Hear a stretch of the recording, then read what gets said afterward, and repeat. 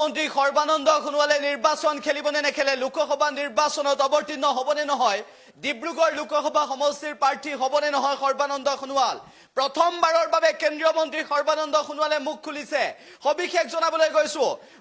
উল্লেখ যে প্ৰাক্তন মুখ্যমন্ত্ৰী কেন্দ্ৰীয় মন্ত্ৰী সৰ্বানন্দ সোণোৱালে প্ৰথমবাৰৰ বাবে মুখ খুলিছে আৰু মুখ খুলি সৰ্বানন্দ সোণোৱালে ঘোষণা কৰিছে নিৰ্বাচন খেলিবনে নেখেলে ডিব্ৰুগড়ত নিৰ্বাচন খেলিবনে নেখেলে সৰ্বানন্দ সোণোৱালে এই সন্দৰ্ভত মন্তব্য কৰিছে কেন্দ্ৰীয় মন্ত্ৰী গৰাকীয়ে মন্তব্য কৰিছে সৰ্বানন্দ সোণোৱালে মন্তব্য কৰিছে ডিব্ৰুগড় লোকসভা সমষ্টিত প্ৰতিদ্বন্দ্বিতা কৰিবনে নকৰে সৰ্বানন্দ সোণোৱালে এই সন্দৰ্ভত আজি প্ৰথমবাৰৰ বাবে মুখ খুলিছে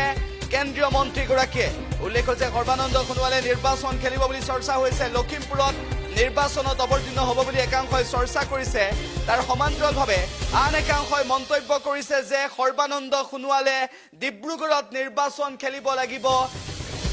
কেন্দ্ৰীয় কমিটিৰ নেতাৰ হেঁচাত ইয়াৰ পিছত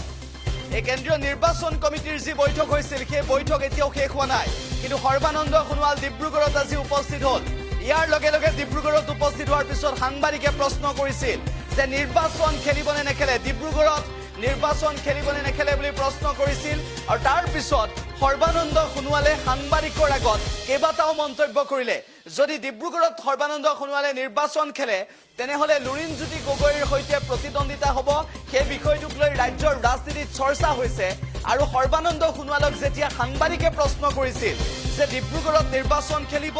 আপোনাৰ নামটো চৰ্চা হৈছে তেতিয়া সাংবাদিকক কি উত্তৰ দিছিল সৰ্বানন্দ সোণোৱালে লগতে সৰ্বানন্দ সোণোৱালে আৰু কেইবাটাও মন্তব্য কৰিছে উল্লেখ যে সাংবাদিকক নিৰ্বাচন খেলা নেখেলা সন্দৰ্ভত সৰ্বানন্দ সোণোৱালে মন্তব্য কৰিছে আৰু লগতে সৰ্বানন্দ সোণোৱালে আৰু এটা প্ৰসংগ উত্থাপন কৰিছে যে এই লোকসভা নিৰ্বাচনত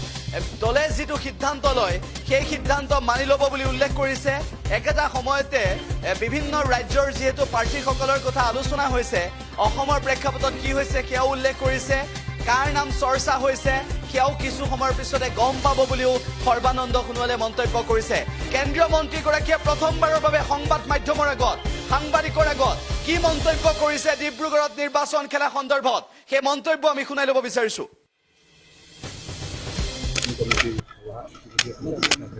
নাই শেষ হোৱা নাই চলি আছে আৰু বাকী আছে কাৰণ গোটেইবিলাক ৰাজ্য হ'ব লাগিব নহয় গতিকে পৰ্যায়ক্ৰমে চলি আছে আৰু যেতিয়া সম্পূৰ্ণ হ'ব আনুষ্ঠানিকভাৱে তেতিয়া ঘোষণা কৰিব নাই গোটেইবিলাকৰে মই কওঁ যে আমাৰ এটা দলৰ নিয়ম এটা আছে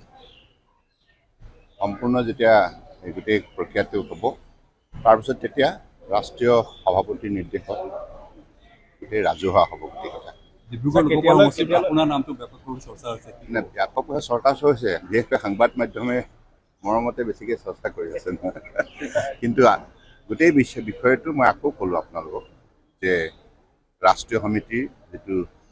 নীতি নিয়ম অনুযায়ী কথাবিলাক ৰাজহুৱা হ'ব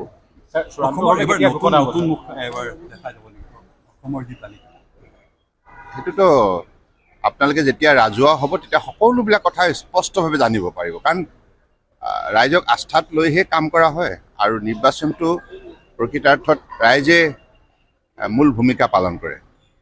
আৰু প্ৰাৰ্থীসকল নিমিত্ত মাত্ৰ ৰাইজৰ সহযোগতে সকলো কাম শৃংখলাবদ্ধভাৱে